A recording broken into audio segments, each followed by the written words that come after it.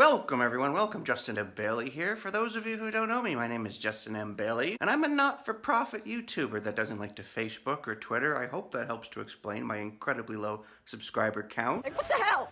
Help! Maybe you can help me with that. And I also have myself a decent amount of comic book back issues in my basement. And I want to talk about some of them today. I want to talk about my Venom comics, because number one, we've got a new Venom movie coming out this autumn of 2018. I'm not super excited about it yet, but I'm definitely curious. I think Tom Hardy is the right man for the job. Have you ever seen that movie, Bronson, before? He kicks the shit out of them COs. Get him, Bronson! Get him! Get those no good COs. Yeah, so I think he's a perfect person to play Eddie Brock. And of course, number two, Venom is one of my most favorite comic book characters of all time. How can you not like Venom? He's this really cool kick-ass villain / anti-hero with all of Spider-Man's powers, but he's also bigger, stronger, scarier, and funnier even in his own unique Venom sort of ways. Strangers in the night, won't you be my neighbor? But there really is so much more to Venom than just how much he kicks ass on paper, and hopefully one day on the big screen. It's why he resonates with us in the way that he does, because Venom is not like most other comic book villains that came before him. He doesn't hate Spider-Man because he's always trying to take over the world or rob a bunch of banks, and that no-good Spider-Man keeps getting in the way of his plans. Curse you, meddling web-slinger! Or anything like that, because no, hating on Spider-Man is the actual plan. Hate is all they need, pure and simple. Venom is very much the opposite of that old Beatles song, La da da da da. And I really do feel that Venom is one of those characters like the Joker, where they perfectly seem to tap into and allow us to vicariously experience some of our most darkest and basest of impulses. And if the Joker is the one who appeals to how at one time or another we all just want to flip and lose it and nihilistically go mad and loony and maybe burn the whole world down just for fun. Burn them all! No, really? Just me? Don't touch my stuff! I will f***ing murder you! Venom appeals to how much we love to hate on each other, and also how incredibly good at it we are when we put our minds to it. Trust me, everyone, it does not matter who you are or what your background is. Go look in your closet right now. Go look! And I'm telling you, you are gonna find a PhD in HATE with your name on it, because people fucking love to hate. Birds love to fly, fish love to swim.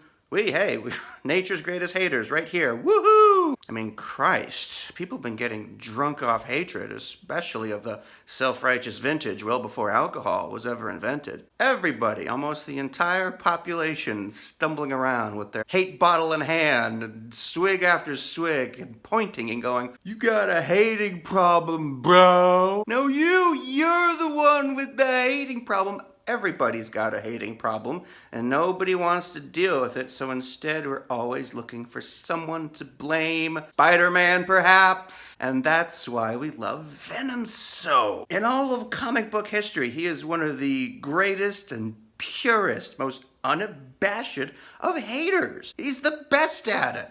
Look at how well he tortured Spider-Man back in the day. Woo! Hatred is our alien symbiote, everyone. It is our most powerful of weapons. It is our most intoxicating of intoxicants. Our most poisonous of poisons. It is our Venom. We are Venom. Ta-da!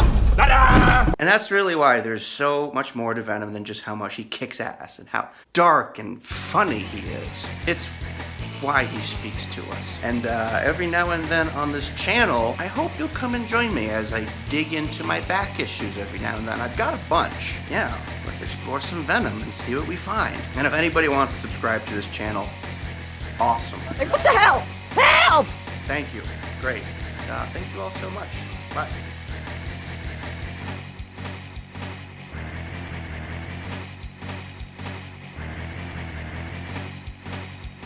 Welcome, everyone. Welcome. Justin M. Bailey here. And welcome back to the wonderful world of Venom. Venom, hands down, one of the most human of comic book characters, if you ask me. And the first thing I gotta get out of the way is, I am totally on board with this new Venom movie now coming out. The main reason why I was on the fence before was I've seriously been wondering, I'm racking my brain here. How the heck can you have a good Venom origin story movie without Spider-Man. How can you do that? That's literally like having a Spike Lee movie without white people. Do you know what I mean? You can't have a good Spike Lee movie without evil white people. What's up? Can I get 2 slices of pepperoni? And how the heck are you supposed to have a good Venom origin story without Peter Parker? It makes no sense. And yet, in spite this glaring omission, in spite the fact that there is no Peter Parker or KKK in this movie, I'm totally on board now because I feel that even without this, they're really getting to the root of what Venom, and frankly what most of us are about, and that is our never-ending struggle with our darker, more vicious and savage of sides. I love it, and I love that in this incarnation, Eddie Brock is in no way a willing participant. He's not a willing host for the symbiote. He doesn't get the thing, and he's like, yay! That's it! I'm gonna slap you! Let's go revenge some people. No, he reacts how most of us would be, and I just like it. He's having this serious internal struggle with the thing. Do you know what I mean? It's like, to me right now, it looks like some very strange and unusual alien symbiote buddy cop action flick, which is weird. They've never really made anything like that. So good or bad, I'm super excited now. I'm super curious. And next, first off, here is my entire Venom collection.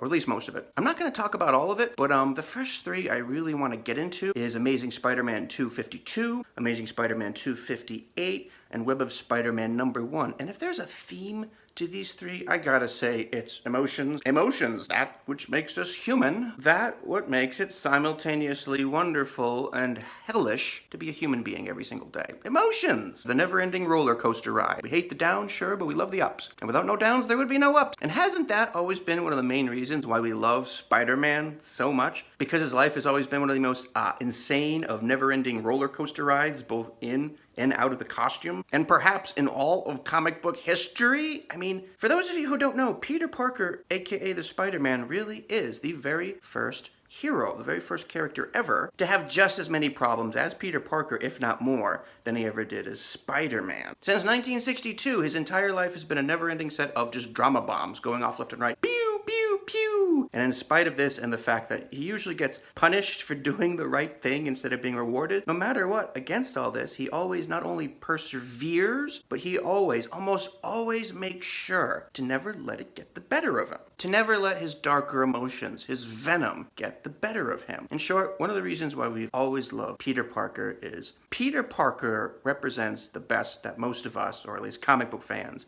have in us. He represents the importance of being responsible for ourselves and perhaps for other people too. It's why we love him so much. He's a saint. And if we first take out issue number 252, in issue 252, Spider-Man is just as happy as shit to finally be back from the Secret War. He's just so goddamn happy that he somehow survived it. I've honestly never read Secret War, so I don't know. Shit happens. Galactus tried to step on him or something. He's just so goddamn happy that he somehow survived it and got back to Earth in one piece. Not to mention with a snazzy new set of alien threads that he has no idea is a living sentient being at this point. But by issue number 258, he most certainly does, and does not take it lightly at all. But even more importantly, once again, this particular issue, number 258, begins very much in the usual Peter Parker / Spider-Man fashion, with all sorts of drama bombs going off everywhere. Pew, pew, pew! The first page of the frickin' issue is Mary Jane revealing to Peter that she knows he's Spider-Man, and that she's known it for a very long time. And Peter's all like, oh my god! And she's trying to leave, and Peter's shouting, no, no, wait, don't go! And he's trying to patch things up with her, and maybe convince her that he's not, that it's all just fake news, and he's not colluding with the Russians, or anything like that. But then, suddenly, Vladimir Putin Black Cat pops in, and even more so, Peter's like, oh my god! Because clearly there's no way he can convince MJ that he's not Spider-Man. And Black Cat sees Mary Jane, and she's all like, who dis fucking hoe? And the crowd's getting all into it, screaming.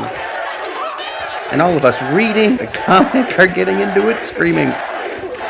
But most importantly of all, the alien symbiote. The alien still attached to Peter, whose true nature has yet to have been revealed to our favorite webhead is most importantly of all getting into it, and perhaps greater beyond any of our comprehension. For you see, for its entire existence, the symbiote has never bonded with anything, any creature that has had any emotions whatsoever. So when it did finally bond to Peter Parker during the Secret War, Peter Parker, aka the most emotional superhero of all time, imagine what a revelation, what an awakening of possibilities it must have been for this creature's very long and probably very lonely existence. Clearly, for all of these reasons, the symbiote wanted to bond and stay with Peter forever. How can we blame it for this? I mean, sure, perhaps take over his soul and consume his body, but let's not split hairs here. Like all of us who love reading Spider-Man comics, the symbiote never wanted the amusement park, emotional roller coaster ride to ever end. But unfortunately, it was about to end very abruptly. After one really trippy dream, Peter decided to head on over to the Baxter building to get Reed Richards to finally run some tests. But when Reed finally reached his conclusions and told Peter exactly what it was, what was attached to him, what the living true nature of his alien costume really was, Peter Parker's reaction was pretty much, Jesus Christ, that thing's real! And he insisted that Reed Richards abort the thing, get the damn thing off him, and of course, per his request, Reed Richards and Johnny Storm forcibly removed the thing and dressed Peter up in the funniest crime-fighting costume he has ever worn, period, kick me sign included, and all is well that ends well, except that after being separated, clearly against its will, the alien symbiote was pretty fucking pissed off, as you can imagine, and even though he was still incredibly new to the whole emotional scene, the emotional game, was easily starting to get a handle on one of our most powerful and intoxicating, most destructive of emotions. I'll give you a hint.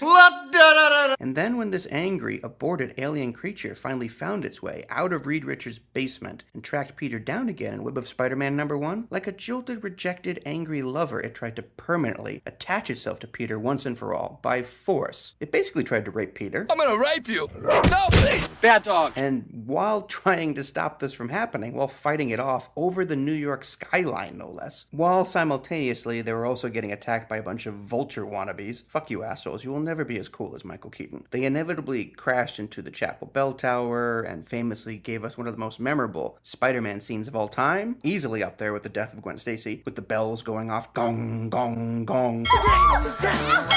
And Peter knew this was his last chance to finally get free from the symbiote once and for all. But unfortunately, though he did, the process had also left him too weak to also get out of there and save himself, and he was about to die. But believe it or not, the symbiote actually ended up saving him in the end. And this is very important here, please listen. On its home world, the symbiote is an emotionless being who preys on emotionless others. However, fate has paired it with an emotional being who feels intensely fear, greed, excitement, responsibility, love. But symbiosis is a two-way street. The alien costume is intelligent. It has learned to feel, and in feeling, to act. In a very short while, Peter Parker will awaken and wonder, why did it save him? It's a question that will haunt him for the rest of his life. Finny. Even though deep down we all know this is not Finny. Once again, emotions. The wonderful roller coaster ride that is to be human, or to be an alien symbiote attached to a human. Emotions are who we are, so do not poo-poo it. We are emotional creatures, not logical ones, to paraphrase Dale Carnegie. We are all just these exceedingly remarkable, loving and caring, creative and artistic, empathetic / violent and savage, pathological, out-of-our-mind creatures. What funny little cocktails we all really are. Most of us are totally emotionally out of control most of the time. And speaking of being totally emotionally out of control, I'm quite happy with it too, I might add. And with a breathtaking sense of dark, witty humor, nightmare of nightmares, I think it's time we finally get to the meat and potatoes of this series, don't you think? I think it's time we finally start talking about some Venom, because guess what, everyone? We are Venom.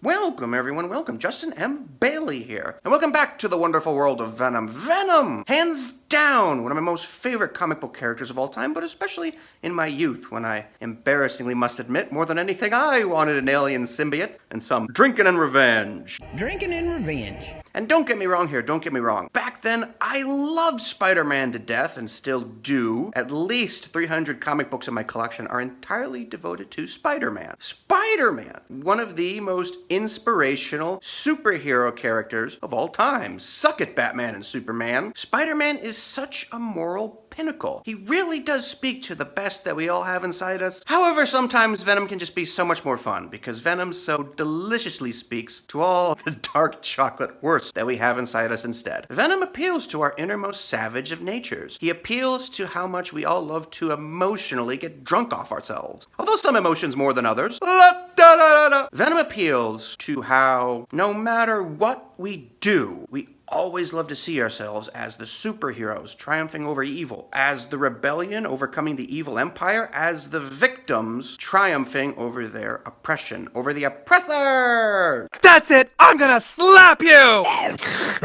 Because you see, Venom appeals to how most of us, most of the time, love to see ourselves as victims. I mean, sure, here's a no-brainer. Nobody ever likes to be victimized. That is, unless they're paying good money for it. And the safety word is pineapple. Pineapple! Pineapple! Lady Unicorn! Pineapple! Come on! But no, a lot of us love to see ourselves as victims. And why? Well, I can give a couple of reasons, a couple of guesses. Well, number one, thinking of yourself as a victim is one of the easiest and cheapest ways to gain a feeling of self-importance. Two, well, when you think of yourself as a victim, it really lets you off the hook in the personal responsibility department, don't you think? When we think of ourselves as victims, we can do whatever we want. And if anybody doesn't like it, well, we can turn around and say, you are not the victim here. I am. You do not know my suffering. You don't know what it's like to be the victim. I am the victim here. You are not. Therefore, I am morally superior to you, which I think brings us to the biggest appeal of considering yourself a victim, and that is moral superiority. People just love to feel superior to other people in every and any way possible, whether it be racial, cultural, or conscious-wise, morality-wise, because we're just such insecure, crazy critters. Do you know what I mean? All of us, you know. You show me somebody who has zero insecurity and they're either a psychopath or a Buddhist monk. The rest of us, super insecure. However, I will point out to you, in case you didn't already know, if this is where you get your personal feelings of self-importance, if this is how you justify all the things you do or do not do, Your daughter has a mustache! What the hell is wrong with your ovaries, bitch? well, one day it will catch up to you, because it always does. Because the more you try to poison or hurt other people, no matter how morally justified you may feel, the person you hurt and poison the most in the end is yourself. And if you don't believe me, well, let's sit down together right now. Let's open up a couple of Spider-Mans and see what we can learn from Eddie Brock. Okay, so these four right here are easily some of the favorites in my entire collection, because like I said, in my youth, I loved Venom. Drinking and revenge. More than just about any character. And believe you me when I say this, that these first four right here are some of the best Venoms you're ever gonna read, because this is Venom at his purest, if you ask me. I honestly feel that Venom became pretty diluted after this. He lost some of his edge. He honestly became a little too cartoony. Surf the web, surf the web. Shut up, Brock. We don't have time. Parker. In my humble opinion. And first off, as you can clearly see, no, I do not own the first appearance issue, number 299. But this is perfectly okay with me, because I would much rather own issue 300 instead. Because issue 300 is where the real meat and potatoes are. After all, this is the first issue where Venom reveals himself to Spider-Man. This is the first issue where they have their most epic of initial encounters, with the bells going off, gong, gong, gong. But most importantly of all, at least to me, this is the issue where Eddie reveals his crazier than crazy conceived notions of how he feels Spider-Man somehow victimized him and ruined his life forever. You see, before Eddie was ever a symbiotic nut job, he used to be a reporter of sorts. And there was once this killer going around the city calling himself the Sin Eater, and the alleged killer one day came out of the blue to contact Eddie to give him all sorts of exclusives before finally turning himself into the authorities, making Eddie very famous in the process. But unfortunately, well, Eddie really should have been a little more scrupulous as a reporter before taking an absolutely crazy person at his word. Because as it would inevitably turn out, this person was not even the real Sin Eater in the first place. And how do you think we all figured that out? Because Spider-Man captured the real Sin Eater. And of course, because of it, not only did Eddie look like a horse's ass, but he got fired and he lost all credibility as a reporter, and his whole life spiraled out of control, forever making such a grandiose mistake. But really, how the hell is any of this Spider-Man's fault? Doesn't matter, because it sounds perfectly sane and logical to Eddie. Same as how every single thought in all our heads sound perfectly sane and logical to us too, because we are crazy. And then of course in issue 300, Spider-Man kicks Venom's ass, and Venom gets sent to super jail, but of course, a little over a year later, in issue number 315 to 317, Venom eventually breaks out of super prison, and he hitches across the country back to NYC for round 2 with Spider-Man, but not before first scaring up some hobos, doing some powerlifting, beating the shit out of Black Cat. Who this fucking hoe? And then when he tracks down Spider-Man again, Spider-Man barely gets away by the skin of his teeth. But oh no. In his tattered clothes, Peter accidentally left some apartment change of address forms for Venom to find, and oh my god! Next day, Eddie's right in front of Aunt May's house. And a couple of days later, he even goes so far to help her out with the laundry too, while he waits for his buddy Petey. And when he sees this, Peter's like, what the fuck? But Venom's like, yeah, I know you're trying to involve the Fantastic Four, bitch, but this is between you and me, bitch. And if you try to involve anybody else, Aunt May's get involved too. You picking up what I'm throwing down? Cause I'm Venom, and I don't give a fuck. Bitch. Bitch is one of the greatest words in all of English, I swear. Bitch is like bacon. It just goes with just about anything, you know what I mean? Even ice cream. Bitch. And later on, the two finally duke it out upon the beaches of Montauk, Long Island, and Venom is just kicking the crap out of him. And having a really good time too, I might add. Perhaps too good of a time, because Peter eventually gets fucking fed up and unleashes his secret weapon. He gets totally naked. No! Well, almost totally naked anyways. No, Underoos Peter actually busts out his psychology, and he's all like, you know what, bitch? If you want me, come and get me. I'm all yours, fucker! And the Eddie part of Venom is reacting all disappointed like, going, oh boo-hoo, Spider-Man doesn't want to play anymore. But Underpants Pete is like, I wasn't talking to you, because he was honestly talking to his old symbiote buddy, the alien costume. And at first, the Eddie part of Venom is just laughing it off, going, ha, fool, my other would never abandon me for, oh my god. The alien costume almost immediately started melting off Brock, trying to attach itself to Peter. And the Eddie part of Venom is just screaming in utter panic, going, no! Don't leave me! What a beautiful hatred we shared together! But clearly the alien costume was simply using Eddie the entire time. Same as how Eddie was always using Spider-Man for the excuse why his whole life turned to shit. But unfortunately, complete separation was just too impossible at the time. The alien costume was just too bonded to Eddie, setting off this giant psychic whiplash effect, leaving both Eddie and the alien costume knocked the fuck out. Cause that's what the truth does, everyone. It knocks us the fuck out. Which is probably why so many of us avoid it as much as we do. Nobody likes the truth. Nobody ever wants to find out that deep inside they're a freaking crazy person who's also responsible for most of their problems, hardships, and oppressions. That's just too much for fucking people. So it's so much more fun and easier to blame the Spider-Mans of the world rather than the person looking at us in the mirror every day. And yet I cannot help but think that, yeah, perhaps Peter often takes this whole personal responsibility thing a bit too far with this whole never ending, with great power comes blah, blah, blah, blah, blah, blah, blah. I still cannot help but feel that we'd all feel a whole lot better, and perhaps even get along better too, if we all honestly tried to be a little more like Peter Parker, aka everyone's favorite webhead, instead of most of us, most of the time, acting like everybody's favorite asshole, Eddie and his symbiotic buddy, always getting emotionally drunk off ourselves and causing all sorts of unwanted shenanigans. Because Venom can often make for a fun fantasy comic book read, absolutely, and one sometimes even more entertaining, or at least more deliciously dark chocolate enjoyable, than some of your average Amazing Spider-Man goody-goody yarns. But in real life, this Venom mentality is simply just awful, isn't it? Do you know what I mean? It's great in comics, hopefully great in movies, awful everywhere else. So let's all try to be a little less venomous. What do you say? And I think that will do it for now until we have the new movie coming out in 3 weeks, everyone. And when it drops, as soon as I see it, I'm going to make another video where I'm going to give my 2 cents about it, what I think about it. But most importantly of all, we're going to talk about some Carnage on that video, because Carnage is absolutely in that movie. I'm going to put a Venom movie review out. I'm not going to mention anything about spoilers, but we're going to talk about how Carnage is in the movie, because he's fucking in it. So I don't want to hear any jibber jabber like, oh, you spoiled it, or that's like me saying I spoiled the ending of Titanic to you, okay? But I'm Justin M. Bailey, and thank you so much for listening, because never forget, everyone, we are Venom.